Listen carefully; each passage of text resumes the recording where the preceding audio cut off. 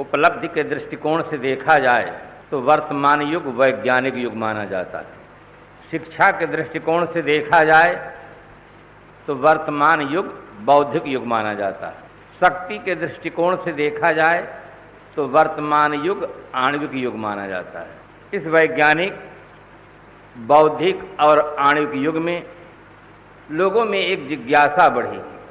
आज का प्रबुद्ध मानव प्रश्न उठा रहा है कि कृषि, व्यापार और सर्विस से हमारी आर्थिक स्थिति ठीक होती है तो सत्संग में जाने से हमारी कौन सी स्थिति ठीक होती? प्रश्न न्यायोचित है।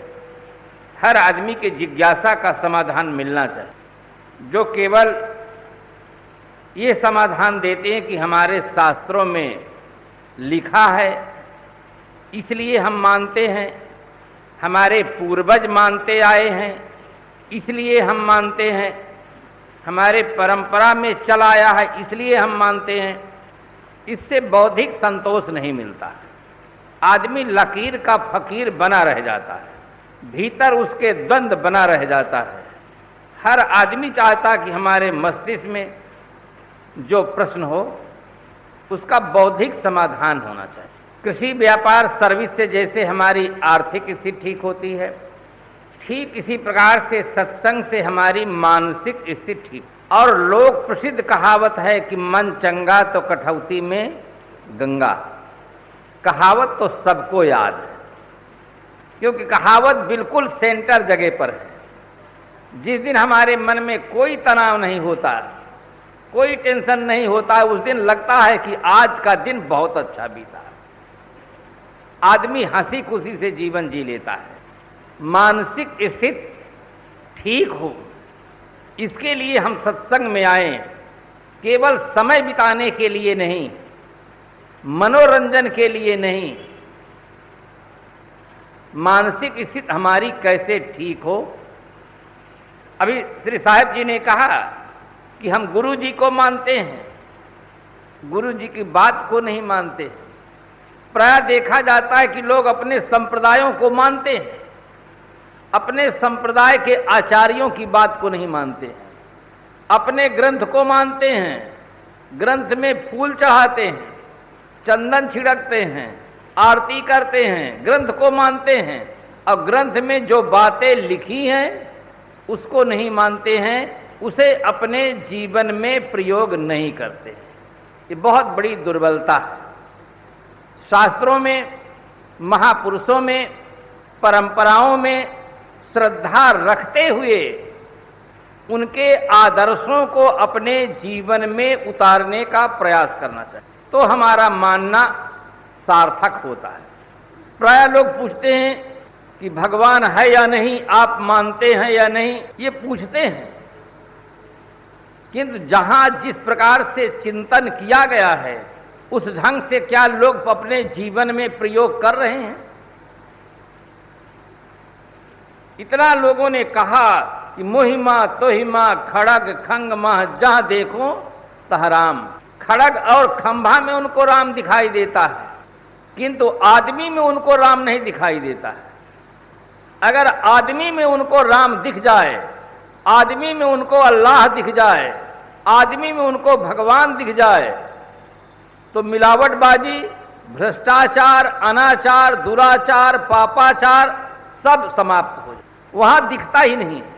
दिखता तो ऐसा गलत व्यवहार क्यों करते? इसलिए अपनी मान्यताओं की समीक्षा करें, साथ साथ अपनी मानसिक स्थिति को ठीक करने के लिए हर संभव प्रयास करना चाहिए। जैसे हम अपनी आर्थिक स्थिति को ठीक करने के लिए हर संभव प्रयास करते हैं, इसी प्रकार से अपनी मानसिक स्थिति को ठीक रखने के लिए हर संभव प्रयास करना चाहिए। कार्यक्रम ठंडी के दिनों में छत्तीसगढ़ में चल रहा था। एक विद्यालय में गए, सर्व शिक्षा अभियान, उसके नीचे लिखा था सब पढ़ें सब बढ़ें। पढ़ करके मन में बड़ी प्रसन्नता हुई कि बहुत सुंदर शब्द लिखा गया। एक समय ऐसा था कि सबको पढ़ने के लिए छूट नहीं थी। आज का समय बहुत अच्छा आया है। प्रायः लोगों के मन में एक भ्रम है कि पुराना जमाना बहुत अच्छा था और नया जमाना खराब आ रहा है, ये केवल भ्रम है। अगर हम अपने ग्रंथों की समीक्षा करें तो हमें बोध हो सकता है सतयुग में कितने अवतार हुए हैं। सतयुग में 4 अवतार हुए हैं। और अवतार कब होता है? जब जब हो ही धर्म की हानि, बाढ़हि असुर अधम अभिमानी, तब तब प्रभु धरि विविध शरीरा, हरहि कृपा निधि सज्जन पीरा। गीता के शब्दों में कहूं तो यदा यदा ही धर्मस्य ग्लानिर्भवति भारत, अभ्युत्थानमधर्मस्य तदात्मानं सृजाम्यहम्, परित्राणाय साधूनां विनाशाय च दुष्कृतां, धर्म संस्थापनार्थाय संभवामि युगे युगे। दोनों का भाव एक है। जब जब पृथ्वी पर अधर्म की वृद्धि होती है तब तब उस अधर्म की निवृत्ति के लिए और धर्म की स्थापना के लिए मैं अवतार लेता हूं। तो सतयुग में इतना पाप था कि भगवान को 4 बार अवतार लेना पड़ा अधर्म को नाश करने के लिए और धर्म की स्थापना करने के लिए। कलयुग में अभी कुछ भी पाप नहीं है, तभी अभी तो भगवान का एक भी अवतार नहीं हुआ। इस दृष्टि से देखें तो पहले अच्छा था कि आज का युग अच्छा है। हम अपने ग्रंथों की समीक्षा नहीं करते हैं, हमको तो केवल विश्वास दिलाया गया है। विश्वासम फलदायकः, विश्वास करो हमारे ग्रंथों में जो लिखा है उस पर कभी संदेह न करना, ये हमारे नस नस में भर दिया गया है। इसीलिए हम अपने ग्रंथों की समीक्षा नहीं करते हैं। ग्रंथ में जो वाणी लिखी है उस पर विश्वास कर लेते हैं कि लेखक सब सही लिखे। पहले की माताएं यहां पर बैठी हों, उनसे आप पूछें कि आप शिक्षित हैं या अशिक्षित, कहेंगे महाराज हमारे जमाने में स्कूल ही नहीं थे, पढ़ने का ऐसा कोई वातावरण नहीं था। और आज के जमाने में नन्हे मुन्ने बच्चे बड़े बड़े झोला लेकर जाते हैं। तो पहले का जमाना अच्छा था कि आज का जमाना अच्छा है? पहले इतनी सुविधाएं कहां थी? जो सुविधाएं राजा महाराजा को थी, आज वो सुविधाएं आप अपने बंगले में बनाकर बैठे हैं। पहले राजा महाराजाओं के यहां भी ऐसी सुविधाएं नहीं उपलब्ध थी कि इस प्रकार से पानी ठंडा हो, गर्म हो, मकान ऐसे हो। आज वो सुविधाएं हैं। पहले के युग में कहां ऐसा था कि आप एक छोटा सा मोबाइल ले लें, चाहे गाड़ी में हो चाहे जहां हो, बात करते रहें, घर से संबंध जोड़े रहें। आज सुविधा अच्छी है कि पहले सुविधा अच्छी? तो लोगों के दिमाग में प्राय भ्रम है कि सब पहले अच्छा था, आज सब खराब है और दिन प्रतिदिन और कलयुग आएगा खराब हो जाएगा।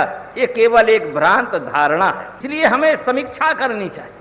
श्रद्धा के साथ साथ विवेक की बहुत बड़ी आवश्यकता है, बुद्धि की बहुत बड़ी आवश्यकता है। सत्य को समझने के लिए श्रद्धा और बुद्धि दोनों अपेक्षित है। श्रद्धा है तो आप घर से यहां तक आते हैं, अगर श्रद्धा न हो तो आप यहां तक आ ही नहीं सकते। अब बुद्धि न हो तो जो यहां कहा जाता है उसे आप समझ भी नहीं सकते। इसलिए दोनों की बहुत आवश्यकता है। मानसिक समृद्धि के लिए पहले यह निश्चय होना चाहिए कि मानसिक समृद्धि जब व्यक्ति के पास आती है तभी व्यक्ति निर्विकार जीवन जीने का सौभाग्य प्राप्त करता है।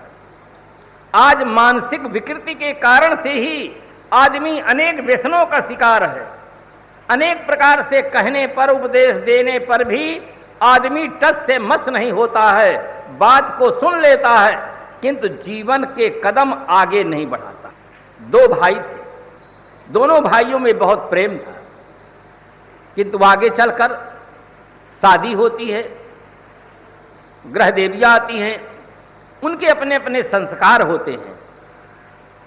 माता पिता के जो संस्कार होते हैं, जिस परंपरा से जो व्यक्ति आता है, वहां जो मान्यताएं होती हैं उसके अनुरूप वहां जीवन होता है। जैसे अभी श्री साहब जी ने कहा कि पति कबीरपंथी और पत्नी राधा स्वामी, क्योंकि जहां उनका जन्म हुआ है वो भिन्न भिन्न जगह है। हर व्यक्ति अपने माता पिता आसपास के लोगों से प्रभावित होता है। दोनों की जो ग्रहदेवियां थी उनके विचारों में बड़ी संकीर्णता थी। आप यह अच्छी तरह से ध्यान दें कि संकुचित विचार अनेक समस्याओं को जन्म देते हैं। जैसे संकुचित विचार आ जाते हैं तो बच्चे माता पिता से हट जाते हैं। तन कोई छूता नहीं, चेतन निकल जाने के बाद फेंक देते हैं फूल को, खुशबू निकल जाने के बाद। बछड़े भी मां को छोड़ देता है पै निकल जाने के बाद। बेटे भी बाप को छोड़ देते हैं स्वार्थ सध जाने के बाद। जब बेटे का स्वार्थ सध जाता है तो वह भी पिता को छोड़ देता है। उन दोनों के संकुचित विचारों के कारण से भाई भाई में विरोध हो गया, सब चीजें बढ़ जाती हैं। ग्रामीण जीवन था, बैल बांधने की जो जगह थी, बड़े भाई छोटे भाई की जगह पर अपना बैल बांध देता। छोटा भाई पंचायत में केस करता, पंच आते, वो कहता कि पंचो माना बात आपकी सत्य कि जगह छोटे भाई की ही है, ऐसा मैं मानता हूं, किंतु मेरे बैल वहीं पर रहेंगे। तो पंचों की बात क्या माने? पंचों की बात मानने की बात तो यह है कि आप अपना प्रबंध अलग कर लें। इसी प्रकार से लोग सुनते हैं, सुन करके फिर जगह से हटते नहीं। मानसिक समृद्धि जब व्यक्ति को मिल जाती है, जैसे यहां प्रकाश की व्यवस्था हो जा गई है, तो सभी व्यक्तियों का चेहरा साफ साफ दिखता है। अगर अभी लाइट चली जाए, एकदम अंधकार में हो जाएगा, अपना ही चेहरा नहीं दिखेंगे। इसी प्रकार से जब मानसिक समृद्धि आती है तब आदमी इन आदतों से ऊपर उठ जाता है। आदमी को संसार के चक्र में फंसाने वाली जो चीजें हैं वे हैं गलत आदतें। अगर आदमी अपनी गलत आदतों पर सुधार कर ले, विजय प्राप्त कर ले, तो पूरा जीवन बदल सकता है। समाज में एक स्वस्थ वातावरण पैदा हो सकता है और राष्ट्र के लिए बहुत बड़ा चमत्कार हो सकता है। आज जो हमारे घर में, परिवार में, समाज में, राष्ट्र में, विश्व में समस्याएं दिखाई देती हैं, जिन समस्याओं के कारण से आदमी चिंतित हो उठा है, जिन समस्याओं के कारण से आदमी को नींद नहीं आती है, जिन समस्याओं के कारण से आदमी को सिर तान करके चलने में असमर्थता का अनुभव कर रहा है, अगर आदमी उन आदतों पर विजय प्राप्त कर ले तो सारी समस्याओं का समाधान अपने आप हो जाए।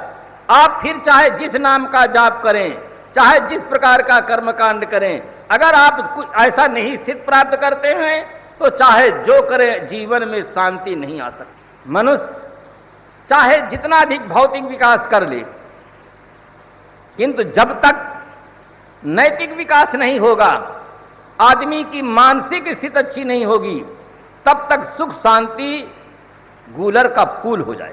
मानसिक स्थिति जब ठीक होती है तब पति पत्नी में प्रेम होता है, सास बहू में प्रेम होता है, भाई भाई में प्रेम होता है, पिता पुत्र में प्रेम होता है।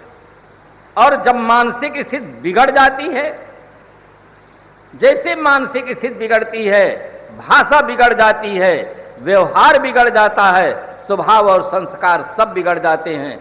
एक शब्द में कहें तो पूरा जीवन ही बिगड़ जाता है। मानसिक स्थिति बिगड़ गई प्रवीण भाई की, देखो अपने भाई को ही हत्या कर दिया, केवल मानसिक स्थिति बिगड़ी। मानसिक स्थिति बिगड़ जाती है तो दुर्योधन भगवान श्री कृष्ण की बात को नहीं मानते हैं कि 5 गांव इनको दे दो, ये अपना गुजर कर लेंगे। मानसिक स्थिति बिगड़ जाने का परिणाम ये निकला कि उन्हें सुई की नोक तक नहीं मिलता है, सब भाई मारे जाते हैं। जितने विश्व में बड़े बड़े युद्ध लड़े गए हैं, सब मानसिक विकृति के दुष्परिणाम। हर आदमी को इधर ध्यान देना चाहिए कि अपने हम जो कर्म करते हैं उसके लिए हम स्वयं उत्तरदायी। आज आदमी को सुधारने के लिए दो चीजों का प्रयोग किया जा रहा है, प्रलोभन और भय। प्रलोभन दिया जाता है, स्वर्ग का प्रलोभन दिया जाता है कि यदि आप पुण्य कर्म करेंगे तो आपको स्वर्ग मिलेगा, यदि आप पाप कर्म करेंगे तो आपको नरक मिलेगा। ये दोनों प्रलोभनों के बाद भी आज आदमी के जीवन में सुधार नहीं है। लोग कहते हैं, सभी प्राय देखा जाता है कि संप्रदाय जगत में ये दोनों तत्वों का प्रयोग बहुत हुआ है। भय का प्रयोग भी हुआ है कि भगवान सर्वत्र है, सर्वव्यापक है, सर्व अंतर्यामी है, सर्व समर्थ है, उसकी नजर से कोई व्यक्ति छिपा नहीं सकता है। आप जो कुछ करते हैं वो सब देखता है। ये भी भय बताया गया कि वो सब जगह है, सब कुछ देखता है, तो भी लोगों के जीवन में सुधार नहीं हुआ। तो भय और प्रलोभन से आदमी नहीं सुधरता है। तो आदमी सुधरता कैसे है? जब उसको बोध होता है, उसके हृदय में परिवर्तन होता है, तब आदमी सुधरता है। कानून से भी आदमी नहीं सुधरता है। कानून केवल कानून है। आदमी बुद्धिजीवी प्राणी है, वह कानून से बच करके गलत कर्म करता है। यदि उस व्यक्ति को कुछ ऐसा योग मिले, संत मिले, ऐसा साहित्य मिले, उसकी अपनी रुचि जगे, उसकी मान्यताओं में, धारणाओं में परिवर्तन हो, उसके हृदय में परिवर्तन हो जाए, उसे बात ये ठीक से समझ में आ जाए कि पवित्र जीवन की सबसे बड़ी उपलब्धि है और उस उपलब्धि की प्राप्ति के लिए सत्संग सबसे सबल माध्यम है। अगर उसके हृदय में ये बात बैठ जाए और श्रद्धा भाव पूर्वक संतों की वाणी को व्यक्ति श्रवण करे, तो उसके जीवन में परिवर्तन हो सकता है। बिना भय के, बिना प्रलोभन के आदमी का जीवन बदलता है। अगर कुछ लोग कहते हैं, अगर दर्शन पक्ष वाले प्रश्न उठाते हैं कि अगर ईश्वर का भय समाप्त हो जाए तो पता नहीं आदमी और क्या करने लग जाए। मैं तो कहता हूं, हिंदू, मुसलमान, ईसाई और पारसी सभी लोग ईश्वर का भय मानते हैं। कितने धार्मिक हैं, कितने सदाचारी हैं, कितने उनके जीवन में परिवर्तन हुआ है। भय से आदमी के जीवन में परिवर्तन नहीं होता है। ये बहुत बड़ा भ्रम है। सरकार का पास इतना बड़ा भय है कि अगर हम चोरी करेंगे पकड़े जाएंगे, जेल जाएंगे, हथकड़ी पड़ जाएगी। इस भय के बावजूद भी चोरी हो रही है, डकैती हो रही है, बलात्कार हो रहा है, घूसखोरी हो रही है। तो भय से आदमी कहां बदलता है? बदलता है आदमी बोध से, बदलता है आदमी ज्ञान से, बदलता है आदमी हृदय के परिवर्तन से। जब आदमी को ज्ञान हो जाता है, बोध हो जाता है, हृदय की मान्यताएं बदल जाती हैं, तो बिना संविधान के, बिना प्रशासक के, बिना ईश्वर के आदमी का जीवन बदल जाता है। आदमी सज्जन हो जाता है, धर्मात्मा हो जाता है, राष्ट्र के लिए एक अच्छा नागरिक बन जाता है। इसलिए अपनी मानसिक स्थिति ठीक रखने के लिए हमें सत्संग आवश्यक है। सत्संग से ही हमें वस्तु स्थिति का यथार्थ बोध होता है। मंदिर में हम जाते हैं, मस्जिदों में जाते हैं, गिरजाघर में जाते हैं, गुरुद्वारों में जाते हैं, वहां अपना श्रद्धा सुमन हम समर्पित करते हैं, अपने अपने इष्ट को नमन करें सबको। वास्तव में मंदिर, मस्जिद, गिरजाघर, गुरुद्वारा ये उपासना के स्थल हैं। सभी व्यक्ति को अपने ढंग से उपासना करने का अधिकार मान्य है, किंतु इन स्थानों में जाने से, श्रद्धा सुमन समर्पित करने से आदमी के जीवन में परिवर्तन नहीं होता है। परिवर्तन तब होता है जब हमें कोई सगुण साकार चैतन्य मूर्ति मिलते हैं, उनके द्वारा बोध प्राप्त होता है, तब जीवन में परिवर्तन होता है। एक तरफी श्रद्धा है, उस श्रद्धा को लेकर हम भगवान के पास जाते हैं, अल्लाह के दरबार में जाते हैं, अपना मंत्रों का जाप कर लेते हैं, अपने मन की बात कर देते हैं, किंतु उससे हमारे मन में, भीतर में कोई गहरा प्रभाव नहीं पड़ता है कि जो हमारी गलत आदतें हैं वे छूट जाएं। आज बल्कि एक और बढ़ गया है, लोगों ने भ्रम फैला दिया है कि कि अमुक प्रकार के उपासना करने से, नाम जप करने से भगवान प्रसन्न हो करके हमारे सारे पापों को क्षमा कर देंगे, इस भ्रांत धारणा ने पापों को और बढ़ावा दे रखा है। इसलिए बंधुओं, सत्संग में आकर के सारे अंधविश्वासों की अच्छी तरह से परख करें। पवित्र जीवन जीने के लिए, निर्विकार जीवन जीने के लिए आप सत्संग में आएं। ये न सोचें कि यहां इस प्रकार से अमुक मंत्र का जाप करने से पाप कट जाएंगे, ये केवल धोखा। कर्म प्रधान विश्व रच राखा, जो जस करहि सो तस फल चाखा। कर्म की प्रधानता है, इसलिए हम अपने जीवन के कर्मों की ओर जो उत्तरदायित्व है स्वयं लें। हम अच्छा बुरा जो कुछ करते हैं अपनी प्रेरणा से करते हैं, अपनी मानसिक स्थिति के अनुसार करते हैं। इसलिए हर व्यक्ति के अंदर ये बोध होना चाहिए कि आदमी की जैसी मानसिक स्थिति होती है उसी प्रकार से प्रवृत्ति होती है। यदि हमारी मानसिक स्थिति सत्संग से निर्मल हो जाए तो निश्चित है कि हमारी प्रवृत्ति सद होगी और उसका परिणाम सुख और शांति होगा।